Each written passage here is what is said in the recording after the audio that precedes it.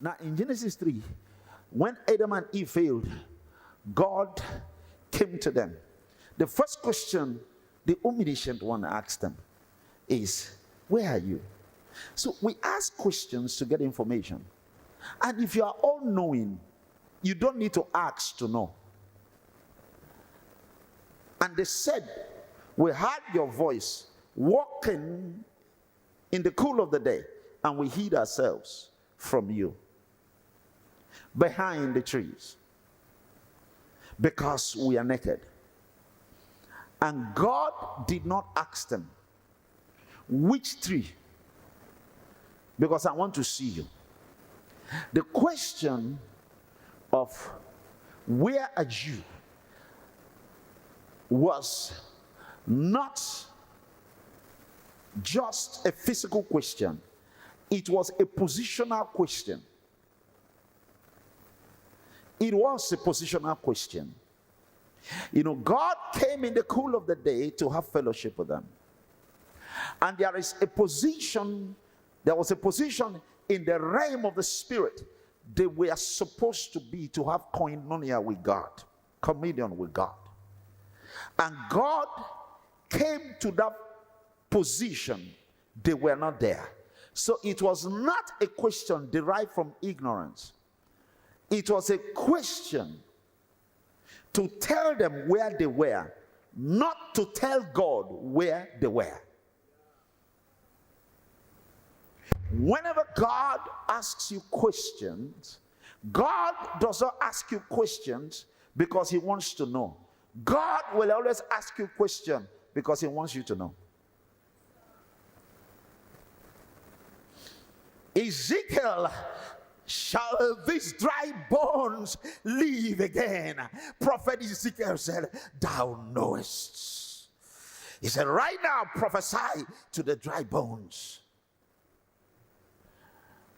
When Elohim asks questions, it's not for him to know because he knows. It's for you to know. He wants to remind me where I am. That's why God does not deal with titles. Somebody called me one day and said, what name does God call you? I said, I can't fix the name. But when he calls me, I know. Are you listening to me? How many of you know that animals don't have names? But when a sound is made, they know. So when God adds your title to your name, it means he wants you to know that you have done something that is not too good to your title. So God knows all things. He does not need information to know. And do you know something about us?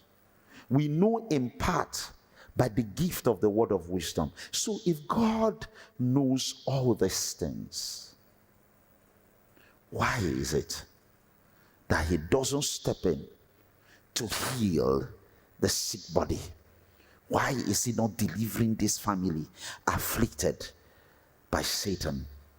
Why is he not helping me academically?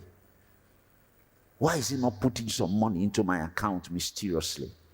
And I'm going to tell you why. How many of you know that God is a God of order? In Christ, God manifested order.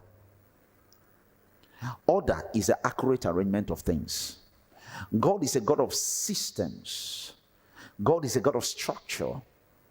If there is no structure, if you go to heaven, you will see the cherubs, you see the seraphs, you see the 24 elders, you see the archangels, and you see other angels. You see Gabriel and Michael. You see other angels. So God is a God of order. The streets are made of gold. So God can't even function without order. And Jesus showed us the order while he broke bread. You know, he fed the first 5,000 and he fed the second 4,000. Are you listening to me? And he broke bread. Before he broke the bread, he said, make them sit down. Do you still remember?